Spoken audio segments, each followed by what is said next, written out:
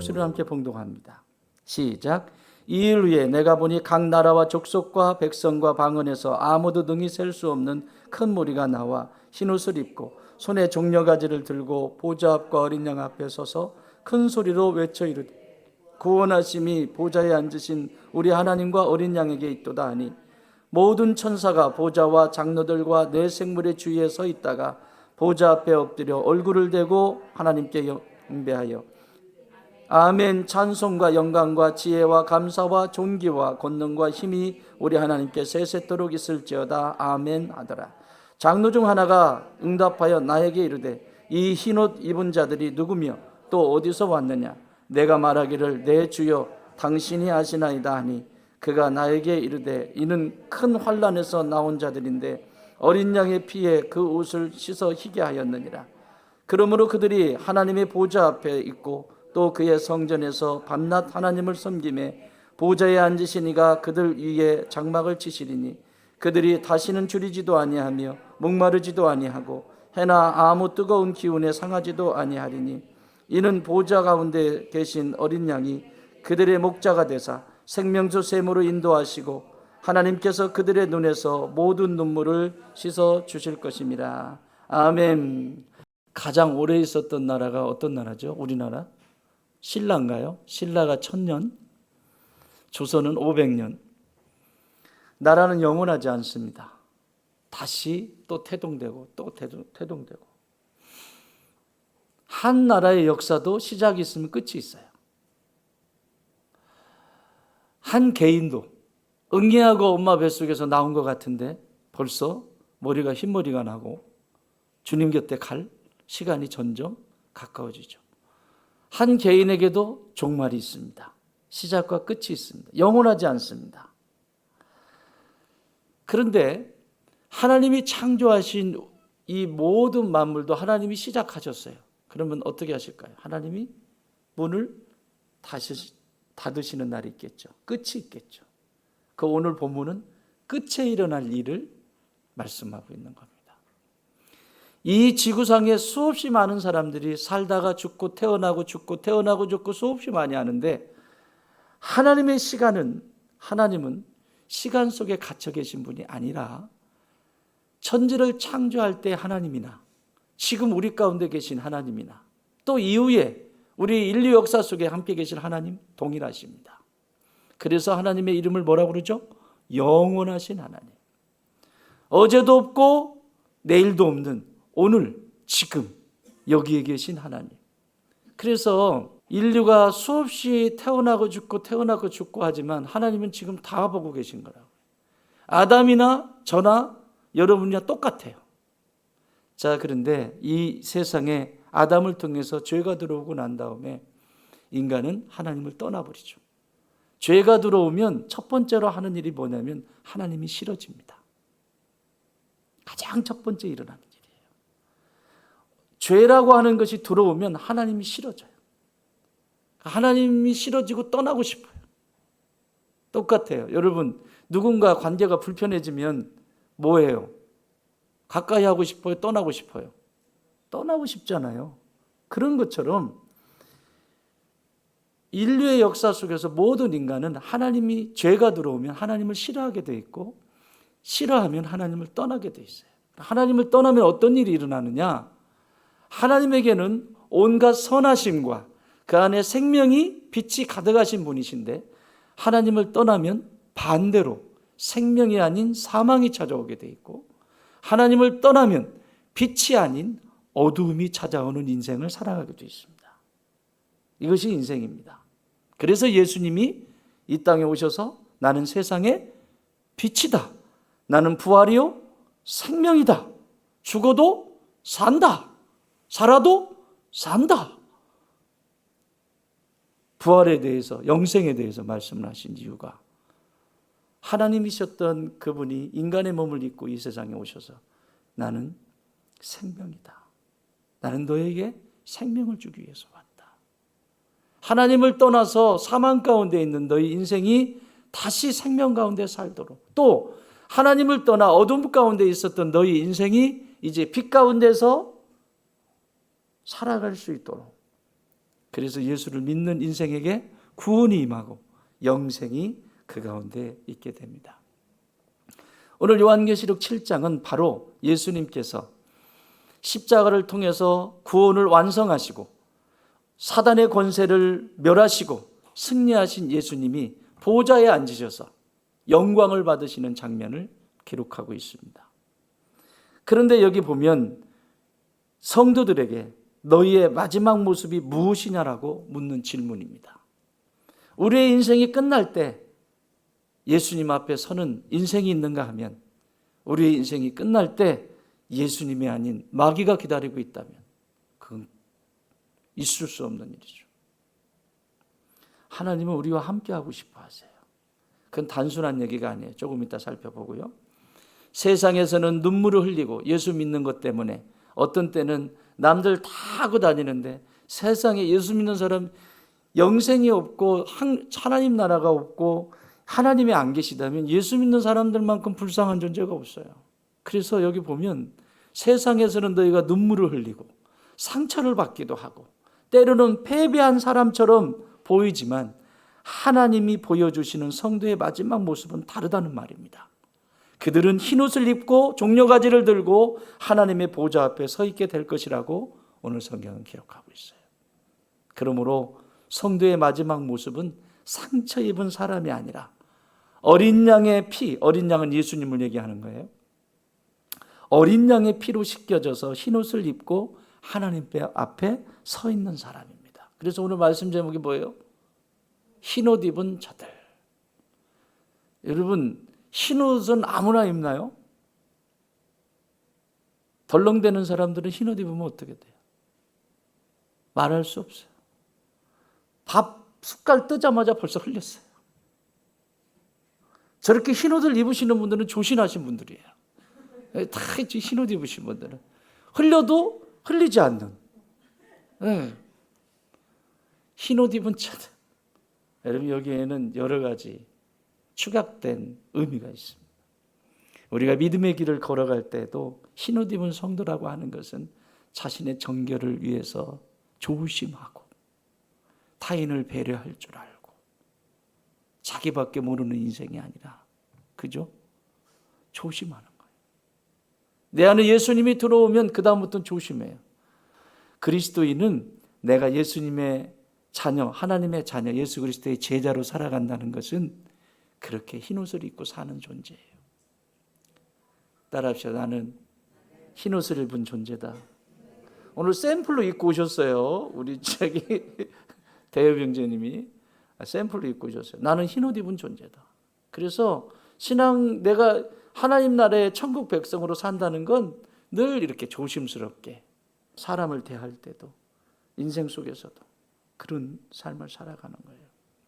그렇다면 흰옷 입은 자들은 어떻게 오늘 본문에서 소개하고 있는지 살펴보면서 신부인 저와 여러분이, 예수님의 신부인, 신랑 되신 예수님의 신부인 저와 여러분이 어떻게 살아가야 되는지 한번 생각해보는 우리 좋은 땅의 가족들 되시기를 주의 이름으로 축원합니다. 자, 9절 10절 같이 읽습니다. 시작. 이루에 내가 보니 각 나라와 족속과 백성과 방언에서 아무도 능히 셀 수 없는 큰 무리가 나와 흰옷을 입고 손에 종려가지를 들고 보좌 앞과 어린 양 앞에 서서 큰 소리로 외쳐 이르되 구원하심이 보좌에 앉으신 우리 하나님과 어린 양에게 있도다 하니. 요한이 바라봤어요. 지금 요한이 환상을 보고 있는 거거든요. 사도 요한이 각 나라와 족속과 백성과 방언에서, 방언은 언어예요. 언어. 방언에서 아무도 능히 셀 수 없는 큰 무리가 나타났대요. 이들은 흰옷을 입고 손에는 종려가지를 들고 보좌와 어린 양 앞에 서 있었다라고 기록하고 있습니다. 여기에 매우 중요한 세 가지 모습이 있습니다. 첫 번째는 모든 민족에서 나온 사람들. 어디에서 나온 사람들? 모든 민족에서 나온 사람들. 각 나라와 족속과 백성과 방언이라는 표현은 하나님의 구원이 온 세상을 향해 있음을 보여주는 거예요. 다시 말하면 창세기 12장에서 하나님이 아브라함에게 뭐라고 얘기해요? 아브라함을 선택하셔서 땅의 모든 족속이 너를 통해서 복을 받을 것이다. 땅의 모든 족속이, 거기에 뭐예요? 모든 족속과 각 나라와 족속과 백성과 방언 다 포함하고 있는 거죠. 그 약속이 어린 양 예수 그리스도를 통해서 완성되어진 것을 지금 보여주는 겁니다. 아브라함에게 약속하셨던 각 나라와 족속, 너를 통해서 모든 민족이 복을 받게 될 것이라고 하는 것이 지금 완성이 된 장면을 보여주고 있는 겁니다. 구원이라고 하는 것은 특정한 민족이나 우월의식에 쌓인 저 백인들처럼, 지금도 미국에 가면 남북전쟁 통해서 링컨을 통해서 인종차별이 없어졌잖아요. 그런데 여전히 남아있어요. 가면 많은 부분에 남아있습니다. 이런 것들, 구원은 어떤 특정 민족이나 특정 계층에 제한되지 않았다는 것입니다. 그러므로 여러분, 여기서 우리가 꼭 기억해야 될 것은 하나님의 관심은 모든 족속입니다. 누구는 되고 어떤 종교는 되고 어떤 종교는 안 되고가 아니라 어느 종교를 믿어도 그들도 하나님의 관심이라는 겁니다. 하나님이 구원해야 될 대상이라는 것입니다. 믿으십니까? 저 사람들은 절에 가니까 다 지옥 갈 거야. 아니요. 하나님의 마음은 그들도 구원의 대상이라는 거예요. 뭐 어디 하니까 지옥 가. 그게 중요한 게 아니에요. 하나님의 관심은 모든 이들이, 땅에 있는 모든 족속들이 전부 구원받기를 원하시는 거예요. 그러므로 사랑하는 여러분, 교회는, 성도는 자기들만 구원받은 공동체라고 하는 것을 붙들고 사는 존재가 되면 안 됩니다. 교회는 아직 흰옷을 입지 못한 사람들에게 복음을 전하기 위해 오늘도 세상으로 보냄을 받는 공동체가 돼야 됩니다. 내가 평가르고, 내가 저 사람은 이래서 안 되고, 이 사람은 안 되고, 저것은 저래서 안 되고, 내가 다 정리하고 있습니다. 매우 위험합니다. 교회 속에서도 마찬가지입니다. 교회 속에서도 잃어버린 영혼들을 어떻게 섬길까? 참 별의별 일이 많이 있었죠. 아우니치 하는 동안에도 막 교회에 이런 분위기들이 막 움직여요. 여러분 보이십니까? 그거 하나하나가 다 움직이는 거예요. 성도들의 의식이 움직이는 거고 영혼이 움직이는 것들인데, 멍하고 있는 사람이 있는가 하면 어떤 사람은 꼼꼼히 챙겨서 또 찾아가고 또 확인하고 또 하고 계속 그렇게 관심을 갖는 사람. 특히 이것은 중직들이 자동적으로 움직여야 돼요. 자동적으로. 중직들은 자동적으로 교회에 어떤 일이 일어나는, 상을 당하든 성도가 마음이 불편해서 뭔가 움직이고 그러면 열일 제껴놓고 거기에 내 마음과 시간과 열정을 들이셔야 돼요. 누군가가 하는 게 아닙니다. 했으면 어때요? 내가 또 하면 되지. 내가 판단할 일이 아닙니다. 두 번째는 여기 모습 중에 흰옷을 입은 사람들입니다. 성경에서 흰옷은 아까 말씀드렸죠. 정결하고 승리를 상징하고 거룩함을 상징합니다. 이들이 옷이 흰 이유는 그들이 죄를 짓지 않았기 때문이 아닙니다. 우리는 이 땅을 살아가면서 수없이 많은 죄를 짓습니다. 생각으로 죄를 짓고 마음으로 죄를 짓고, 그러나 그 본문 뒤에 분명하게 그 이유를 밝힙니다. 14절 시작. 내가 말하기를 내 주여 당신이 아시나이다 하니 그가 나에게 이르되 이는 큰 환난에서 나오는 자들인데 어린 양의 피에 그 옷을 씻어 희게 하였더라. 무슨 피? 어린 양의 피. 내가 완전해서가 아니라 예수 그리스도의 그 피, 죄 없으신 그 피, 피는 생명이거든요. 그 피와 나를 맞바꿨다고요. 생명을 바쳐서 맞바꿨기 때문에 내가 의인이 된 것이지, 이런 거예요. 내가 죄인이야. 하나님이 이렇게 보실 때는 그대로 내가 보이잖아요. 그런데 예수님이 어린 양의 피는 뭐냐면, 하나님이 심판하시려고 저기 보고 계시는데 이렇게 가리시는 거예요. 이렇게. 내가 보여요, 안 보여요? 하나님이 보실 때 뭐만 보여요? 피만 보여요. 하나님은 공의의 하나님이시고 사랑의 하나님이세요. 사랑의 하나님이시면서 죄를 그냥 두지 않으세요. 반드시 심판하시는 분이세요. 여러분 이 세상에서 잘못 가고 있는데 심판 안 한다면 그 문제가 생기죠. 계속. 그런 것처럼 하나님 성품을 닮아서 그런 거예요. 이렇게 예수님의 피만 보이는 거예요. 예수님만 보이는 거예요. 어린 양만 보이는 거예요. 그래서 죄 없다라고 땅땅땅 판결을 내리시는 겁니다. 내가 선한 일을 했기 때문에, 남들에게 피해 끼치지 않고 살았기 때문에 내가 괜찮은 사람이 아니라 예수님의 피가 나를 가리고 있다고, 이불이 되어서 가리고 있다고요. 성도의 흰옷은 자기의 의가 아니라 그리스도의 의입니다. 바울도 같은 복음을 말합니다. 고린도후서 5장 21절에서 하나님이 죄를 알지도 못하신 이를 우리를 대신하여, 죄를 알지도 못하는 거룩하신 분을 대신하여 죄로 삼으신 것은 우리로 하여금 그 안에서 하나님의 의가 되게 하려 하심이라. 하나님의 의, 완전한 의. 내 거 내밀면 다 죄입니다. 아담 이후에 모든 인간이 내미는 건 다 죄입니다. 그런데 예수님의 그 피를 내가 의지하니까 그 피가 나를 덮는 것입니다. 아멘. 그리고 여기 세 번째는 종려가지를 든 사람들입니다. 종려가지는 전쟁의 승리이고 기쁨을 말합니다. 그리고 예수님이 들어가서 종려가지를 하고, 어제가 우리 광복절이었잖아요. 종려가지를, 승리를 상징합니다. 여기 앞에 제가 이 나무를 강나지상에 놓는 걸 좋아하는데 종려나무는 갖다 놓을 수가 없잖아. 종려나무라고 생각하시면 돼요. 왜 강대성에 이 두 나무를 올렸을까? 여러분 삶이 예수 그리스도 안에서 승리하기를 원하고, 여러분의 삶이 예수 그리스도 안에서 기쁨을 누리기를 원하고, 그래서 여러분 의식이 떨어지고 뭔가 정신이 나가면 얘를 쳐다보면서 내 저 종려가지를 흔들리라. 승리했다.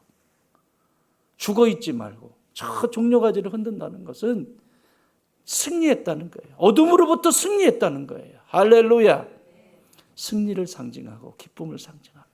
그래서 요한복음 12장 13절에 보면 예수님이 예루살렘 성전에 십자가에 못 박히시기 전에 성전에 들어오실 때 이렇게 기록해요. 종려나무 가지를 가지고 맞으러 나가 외치되, 사람들이 종려가 나온 거죠. 호산나, 찬송하리로다. 주의 이름으로 오시는 이 곧 이스라엘의 왕이시여 하더라. 승리했다는 거죠. 드디어 우리가 자유케 되어졌다라고. 그런데 요한계시록 7장의 성도들은 더 이상 전쟁하고 있지 않습니다. 전쟁이 끝났습니다. 여러분, 예수님이 오시기 전까지는 전쟁이 있는 거지, 예수님 오시면 전쟁이 필요 없어요. 끝났어요. 싸움도요, 그때까지만 싸우는 거죠. 예수님 오시면 끝났어요. 우리가 사극 같은 거를 보면 지금 현 존재 왕이 존엄한 왕 아니겠어요? 그죠? 그 왕이 갑자기 쓰러져요. 그러면 꼭 나오는 애 있죠. 누구죠? 세자. 서로 세자해 먹으려고 하는. 그죠? 그래가지고 둘째 아들, 첫째 아들 막 싸우면서 막 세자해 먹겠다고 하다가 힘센 놈이 이제 딱, 아버지는 누워 있어요. 힘센 녀석이 이제 딱 왕권을 치고 막 합니다. 자기가 하고 싶었던 거 막 합니다. 아버지는 돌아가실 것 같고, 그러니까 이제 자기가 막 합니다. 막. 근데 못된 짓만 골라서 하죠. 또 착한 일 안 해 또. 그래서 그렇더만 막 못된 일을 해요. 그런데 어느 날 아버지가 자리를 털고 딱 못된 짓 하고 있는데 일어나서 딱 그 앞에 딱 서는 순간 어떤 장면이 일어나던가요? 덜덜 떨죠. 왕은 절대니까. 현존하는 왕은 절대니까 덜덜 떨잖아요. 그리고 무릎 꿇잖아요. 여러분, 하나님의 예수 그리스도의 왕권이 바로 그런 거예요. 우리가요, 아무리 까불다가도요, 예수님이 나의 왕이십니다라고 하면 거기 무릎 꿇어야 돼요. 하나님의 말씀이 왕이십니다. 무릎 꿇는 거예요. 거기서 버티고 거기서 그러는 만큼 나는 더 고통스러운 거죠. 자꾸 자기식대로 해요. 제일 무서운 게 자기 나름대로예요. 일하지 않는 것이 뭐라고 하는 것이 아니라 일은 하는데 하나님이 원하시고 기뻐하시는 것을 명하면 순종하지 않고 자기 멋대로 하는 거. 자기 생각이 중요한 거. 내 방식이 중요한 거. 계속 이거 하면 어떻게 하나가 되겠어요? 한 지휘자 아래서 한 명령을 따라야지. 말씀이 지휘봉이 되어서, 말씀이 지휘가 되어서 그 말씀 따라서 살면 하나가 되죠. 저절로 하나가 되죠. 교회도 마찬가지예요. 교회도 지휘봉을 잘 보고 지휘를 어떻게 하느냐에 따라서 그렇게 해야 돼요. 이거는 안 보고 자기 멋대로 해요. 이건 언젠간 문제가 생겨요. 아무리 연주를 잘하고 아무리 뛰어난 연주가여도 합창은 못해요. 그 사람은 절대 못합니다. 왜? 지휘봉을 안 보니까. 결국은 잘난 척하다가 튕겨나가는 거죠. 그런 일이 일어나는 거예요. 자, 여기 보세요. 종려가지를 들고 다 끝나는데 그들의 입에서 한 가지 고백이 나옵니다. 뭐라고요? 구원하심이. 뭐 하심이? 구원하심이. 성도의 최종 고백은 내가 이겼다가 아닙니다. 하나님께서 나를 구원하셨다. 아멘. 오늘 우리의 신앙도 마찬가지입니다. 내가 얼마나 많이 이루었느냐가 중요한 것이 아니라 내가 누구의 은혜로 구원받았느냐가 중요합니다. 성도의 인생의 마지막에 남아야 할 한마디의 고백은 이것입니다. 예수님이 나를 구원해 주셨다. 그걸 잊어버리면 안 돼요. 내가 이 땅에서 이별할 때, 눈 감을 때도 예수님이 나와 함께 하셨다. 지금도 여기 함께 계신다. 예수님이 나를 구원하셨다. 한마디면 돼요. 두 번째는 13절 14절 같이 읽습니다. 시작. 장로 중 하나가 응답하여 나에게 이르되 이 흰옷 입은 자들이 누구며 또 어디서 왔느냐. 내가 말하기를 내 주여 당신이 아시나이다 하니 그가 나에게 이르되 이는 큰 환난에서 나오는 자들인데 어린 양의 피에 그 옷을 씻어 희게 하였느니라. 아멘. 흰옷 입은 자들의 모습 가운데 두 번째 모습은 환난을 믿음으로 통과한 사람들입니다. 그 흰옷 입은 사람들이 어떤 사람이냐? 환난을 믿음으로 통과한 사람들이에요. 신앙생활하면서 아무 대가도 치르지 않고 신앙생활한다. 그거는 믿음이 자랄 수가 없습니다. 그래서 유리창이라도 하나 닦으라고 그랬잖아요. 이 유리창은 내 거. 그래서 1년 내내 유리창 하나 닦는. 하나씩 맡으세요. 유리창 하나. 이렇게. 그래서 수시로 예배당에 오면 하나씩 닦고 이런 것도 다 고난이 있고 어려움이 있고 갈등이 있을 때도 그걸 이기는 거예요. 장로 중 하나가 요한에게 묻습니다. 이 흰옷 입은 자들이 누구며 또 어디서 왔느냐. 그리고 대답합니다. 이는 큰 환난에서 나온 자들인데 어린 양의 피에 그 옷을 씻어 희게 하였느냐. 큰 환난, 큰 환난. 여기서 중요한 것은 흰옷 입은 사람들이 환난을 경험하지 않은 사람들이 아니라는 것입니다. 예수 믿으면 반드시 고난도 환난도 같이 겪게 된다는 것입니다. 좋은 일만 있는 것이 아니에요. 왜요? 마귀는 우리가 하나님 나라 들어가는 걸 싫어합니다. 하나님의 자녀로 원래 돌아가야 되는데 모든 인생은 하나님이 창조하신 질서대로 그곳으로 돌아가야 되는데 예수님을 통해서 모두 돌아가게 하셨는데 지금까지 마귀가 가지고 놀았는데 내놓겠어요? 그러니까 여러 가지 일도 생기죠. 이런 일도 생기고 저런 일이 생길 때 그때 꼭 기억하세요. 하나님께 가까이 가지 못하게 하는 일이라면 잘라내세요. 거기에 속아서 하나님을 버리고 마귀가 속삭이는 그 소리에 들려서 따라가면 그것은 바로 지옥행입니다. 마귀는 안 내놓고 싶죠. 생각해 보세요. 제가 앵벌이 하는 사람이에요. 앵벌이 리더야. 그러면 쫙 깔아놨어. 지금 여러분 그냥 앵벌이 하세요. 쫙 깔아놨어요. 그러면 가는데 막 나가가지고 엄청나게 벌어들여요. 근데 얘가 엄청나게 벌어들이는 거야. 근데 어느 날 나를 배신해. 다른 데 가겠대. 다른 데 가겠대. 그럼 제가 가만히 있겠어요? 어떻게 해서든지 이거 데려오려고 그러고 어떤 모함을 하고 어떤 것을 해가지고 저 가려고 하는 그 사람 그 영역에 대해서 못된 소리를 하고 너 가면 큰일 난다. 뭐 가겠죠. 마귀란 놈이 그래서 우리가 하나님께로 가까이 가려고 할 때 그렇게 하는 그걸 성경은 참소라고 말합니다. 참소. 어둠의 말을 하고 두렵게 만들고 불안하게 만들고 공포를 조장하고 그게 마귀가 하는 짓이에요. 그래서 아이고 나는 예수 믿으면 교회 다니면 다 좋은 일이 나는데 교회 다니는데 이런 일이 있어. 이런 어려운 일이 있어. 있을 수 있어요. 꼭 기억하세요. 여기 대답하잖아요. 흰옷을 입은 자들이 지금 대답해요. 뭐라고 하냐면 환난이 있대요. 그들은 환난을 통과한 사람들이라고 말합니다. 지금 예수님 앞에 최종적으로 서 있는 사람들이 어떤 사람이냐? 환난과 고난을 통과한 사람들이에요. 믿음이 있다는 것은 고난이 없다는 뜻이 아닙니다. 믿음이 있다는 것은 고난 속에서도 어린 양을 놓치지 않는 것입니다. 예수님을 놓치지 않는 거예요. 환난은 성도의 믿음을 무너뜨리기보다 더 드러나게 됩니다. 그게 정상적인 신앙이에요. 고난이 찾아오면 아이고 기도해도 안 되네, 뭐해도 안 되네가 아니라 더 하나님 앞에 가까이 가는 거죠. 마귀의 영역에서 벗어나서 더 가까이 가는 거죠. 다니엘의 세 친구를 생각해 보세요. 느부갓네살 왕은 금신상 앞에 절하지 않으면 풀무불에 던지겠다고 위협합니다. 바벨론에 포로로 갔어요. 다니엘과 세 친구가. 그런데 이 세 친구가 말합니다. 다니엘서 3장 17절 18절 왕이여 우리가 섬기는 하나님이 계시다면 나는 계신 걸 믿습니다. 이런 얘기예요. 우리를 맹렬히 타는 풀무불 가운데에서 능히 건져내시겠고 왕의 손에서도 건져내시리이다. 내 사명이 남았다면. 18절 그렇게 하지 아니하실지라도 내가 원하는 것은 최상의 것은 이건데 풀무불에 넣어도 내 사명이 있어서 살려주시는 것 그것이 내가 원하는 것이지만 그렇지 아니할지라도 왕이여 우리가 왕의 신들을 섬기지도 아니하고 왕이 세우신 금신상에게 절하지도 아니할 줄을 아옵소서. 이게 믿음이에요. 그들의 믿음은 풀무불이 없어졌기 때문에 나타난 것이 아닙니다. 풀무불 앞에서 믿음이 더 강렬하게 드러났습니다. 우리가 사는 지금 세상도 그래요. 지금은 어쩌면 알곡과 쭉정이를 골라내는 시기인 것 같습니다.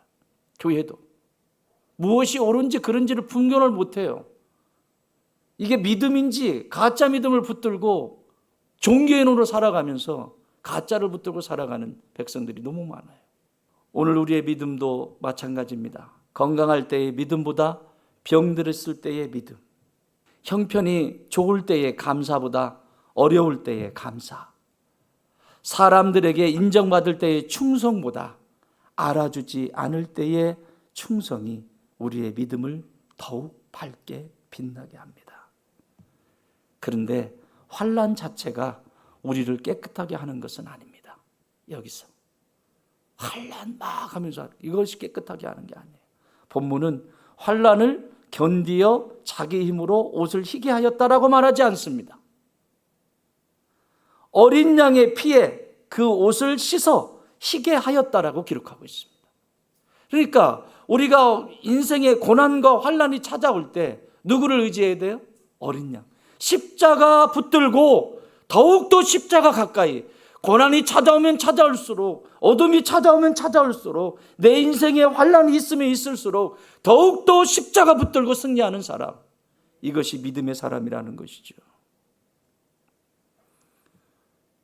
이것이 복음의 역설입니다. 일반적으로 피에 옷을 빨면 붉어져야 되잖아요. 그러나 어린 양의 피에 있으시면 희어집니다. 어린 양의 피는 우리의 죄를 깨끗게 하십니다. 죄를 씻으시는 그리스도의 십자가를 말하는 것이죠. 히브리서 9장 14절은 이렇게 말씀합니다. 하물며 영원하신 성령으로 말미암아 흠없는 자기를 하나님께 드린 그리스도의 피가 어찌 너희 양심을 죽은 행실에서 깨끗하게 하고 살아계신 하나님을 섬기게 하지 못하겠느냐. 예수의 피, 거룩한 피.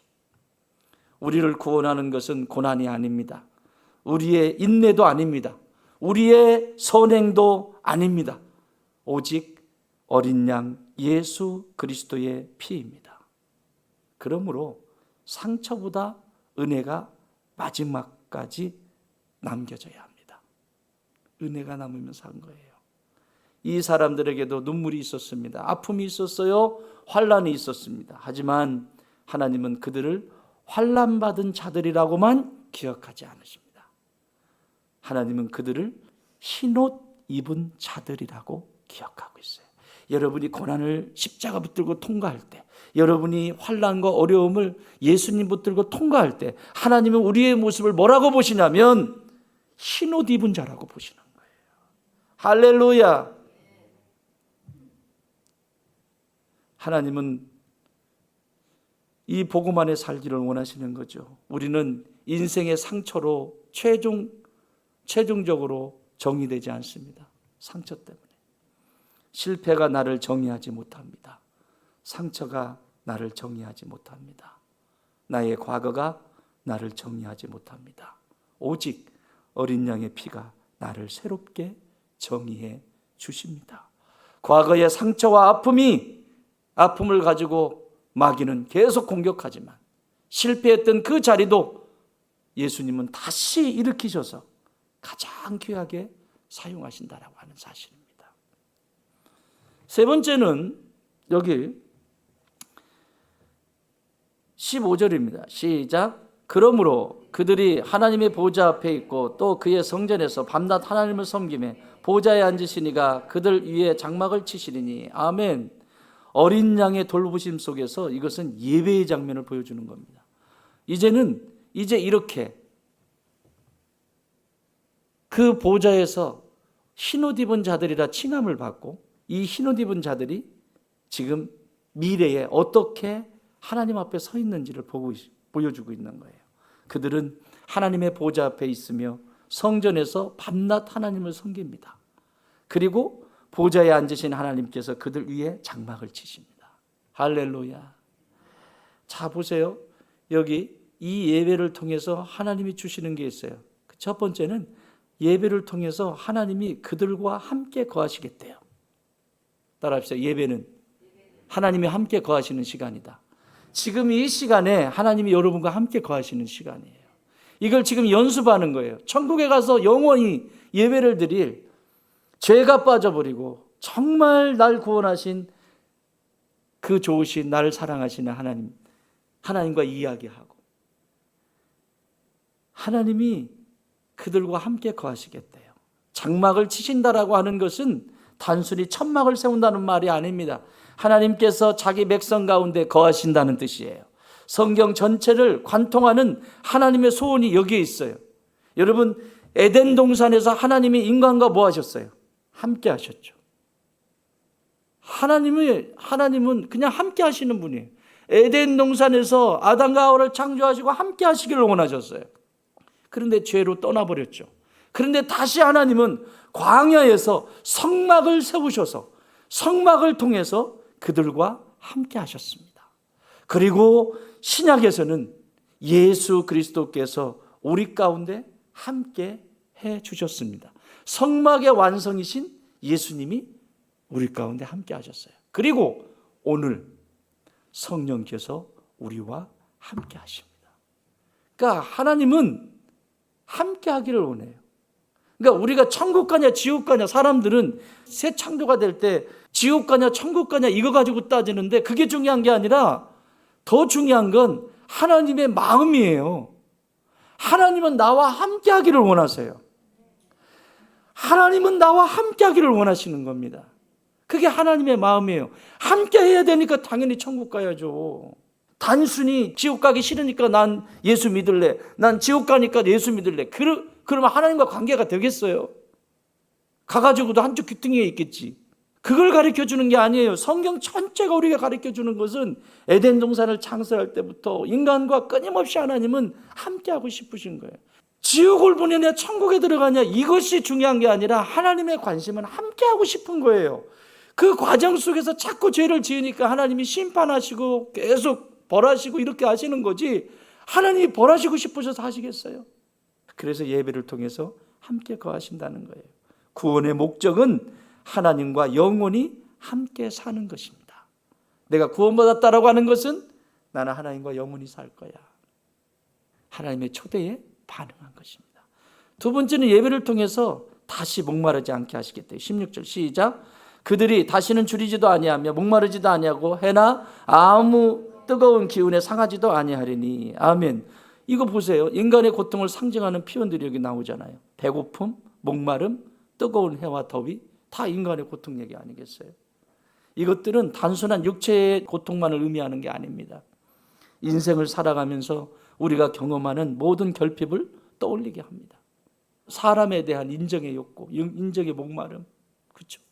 인정받고 싶은 목마름, 사랑의 목마름, 성공의 목마름, 관계 속의 목마름, 수없이 많은 목마름.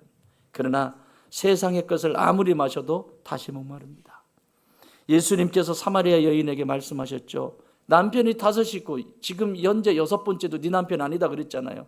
사랑에 대한 목마름이잖아요. 인정에 대한 목마름이잖아요. 내가 주는 물을 마시는 자는 영원히 목마르지 아니하리니 내가 주는 물은 그 속에서 영생하도록 솟아나는 샘물이 되리라.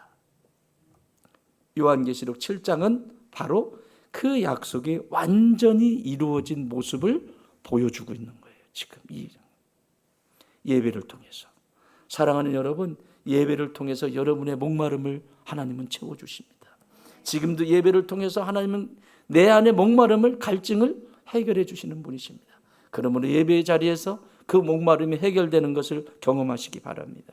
그리고 세 번째는 예배를 통해서 어린 양께서 보세요. 17절입니다. 17절 시작.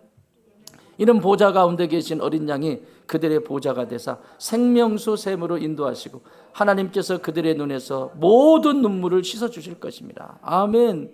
예배를 통해서요, 어린 양께서 생명수로 인도하신대요. 어디로 인도하신다? 생명수로 인도하신대요. 가장 아름다운 모습이에요. 보좌 가운데 계신 어린 양이 그들의 목자가 되사. 여기 뭐라고 써 있어요? 그들의 목자가 되사. 어린 양이 목자가 된다고 말합니다. 우리를 위하여 죽으신 어린 양 예수님께서 이제는 우리를 영원히 인도하시는 목자가 되신다라고 말씀합니다. 시 23편에 뭐라고 말해요? 다윗은 여호와는 나의 목자시니 내게 부족함이 전혀 없으리로다. 그가 나를 푸른 풀밭에 누이시고 쉴만한 물가로 인도하시는도다. 그죠? 그 시 23편이 완성이 지금 여기죠. 이 땅에서는 사망의 음침한 골짜기를 지나야 할 때도 있습니다. 그러나 마지막에는 목자께서 우리를 생명수 샘으로 늘 인도하시며 함께 살게 될 것입니다. 예배를 통해서 주시는 네 번째는 하나님께서 모든 눈물을 닦아주신다라고 말해요. 17절 후반절에 보면 하나님께서 그들의 눈에서 모든 눈물을 씻어주실 것입니다. 아멘. 하나님은 우리가 흘린 눈물을 모르시는 분이 아니세요. 여러분, 눈물이 있기를 원합니다. 기도할 때 눈물이 있기를 원하고 예배에 감격이 있기를 원하고 이 세상의 어떤 것을 잃어버려서 억울해서 흘리는 눈물이 아니라 하나님의 은혜에 감격해서 흘리는 눈물. 내 안에 독이 빠져나가는 시간이죠. 사람들이 모르는 눈물도 하나님은 아십니다. 가족에게 말하지 못했던 눈물도 하나님은 아십니다. 교회를 섬기며 흘렸던 하염없는 눈물도 주님이 아십니다. 기도하며 흘렸던 눈물도 기억하고 계십니다. 그리고 마지막 날 하나님께서 직접 그 눈물을 닦아주십니다. 그러므로 성도의 눈물에는 마지막이 있습니다. 눈물이 우리의 마지막 장면이 아닙니다. 우리의 마지막 장면은 흰옷을 입은 성도, 보좌 앞에 선 성도, 어린 양을 찬양하는 성도, 생명수 샘으로 인도받는 성도의 자리, 그 장면이 우리가 있어야 될 자리입니다. 말씀 정리합니다.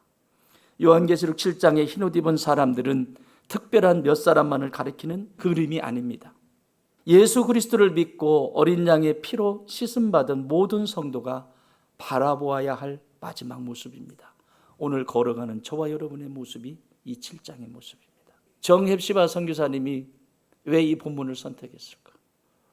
선교지에서 선교의 길을 걸어가면서 때로는 외롭고 눈물 나는 골짜기에 있을 때 그 한번 가려면요, 얘기하겠지만 이 집차 타고 마을 사역을 하잖아요. 그러니까 여기 있는 본거지에서 들어가려면 몇 시간씩 이걸 매일 해야 돼, 이걸 한 번씩. 근데 그 친구가 허리도 안 좋고 몸이 별로 안 좋아요. 근데 그 다니는 게 기적이래, 자기가. 그 머리가 흔들려가지고 여기 나오면 머리를 좀 찍어봐야 되겠다, 병원에. 나가서 찍어봐야 되겠다. 그래가지고 광주 기독병원에서 MRI를 찍었대요, 기독병원에. 선교사님들이 이렇게 치료해 주시는 데가 있거든. 아무 문제 없대. 그 얘기는 뭐예요?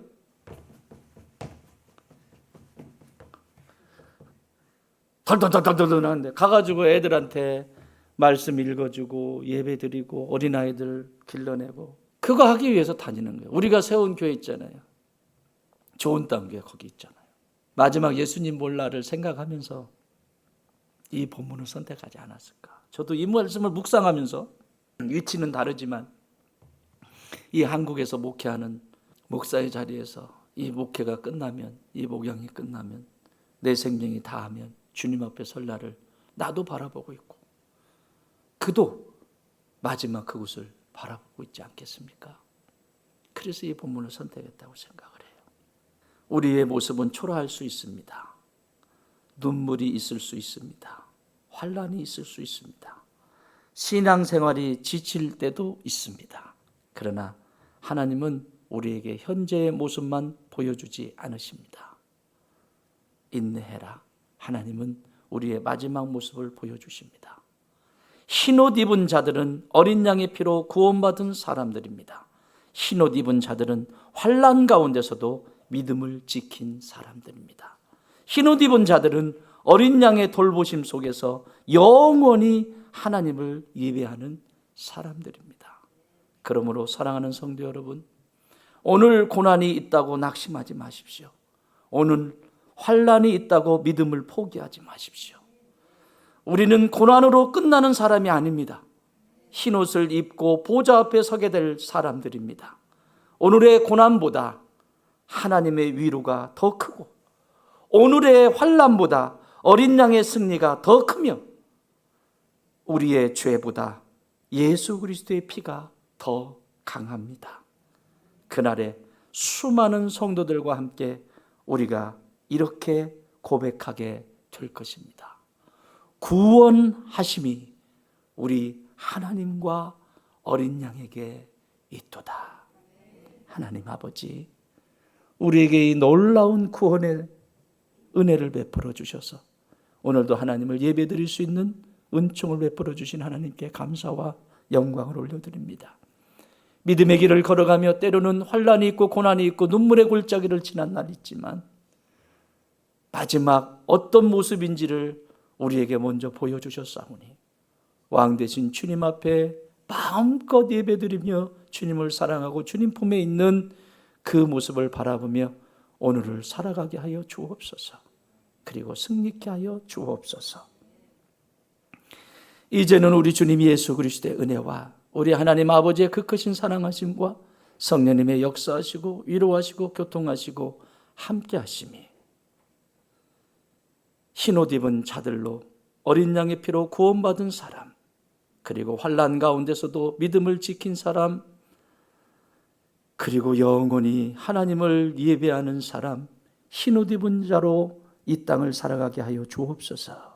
기도하는 주의 자녀들 머리 위에 이제로부터 영원토록 함께 계실지어다. 아멘.